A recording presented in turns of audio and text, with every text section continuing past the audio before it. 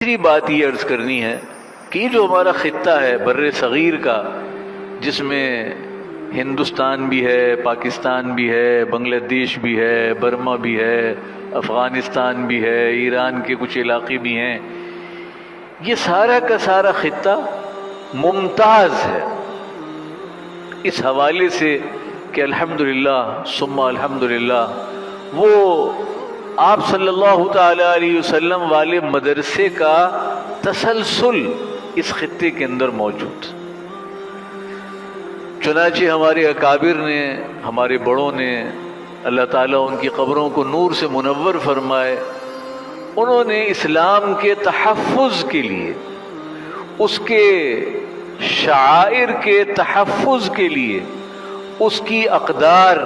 اور اس کی روایات کے تحفظ کے لیے یہ مدارس قائم فرمائے۔ اور آپ دیکھتے ہیں کہ اس پورے خطے میں ایک طویل دور ہے کہ یہ مدارس اپنا کام کر رہے ہیں، یہ مکاتب اپنا کام کر رہے ہیں، یہ مساجد اپنا کام کر رہی ہیں، یہ علماء اپنی خدمات انجام دے رہے ہیں۔ کہیں چھوٹا دائرہ ہے، کہیں اس سے بڑا دائرہ ہے، کہیں اور اس سے بڑا دائرہ ہے، پورے خطے کے اندر یہ خدمات انجام دی جا رہی ہیں، اور اسی کا نتیجہ ہے کہ آج آپ اس کیفیت کے اندر یہاں موجود ہیں، یہ جامعہ موجود ہے، اور الحمدللہ یہاں سے بھی وہی خدمات انجام دی جا رہی ہیں۔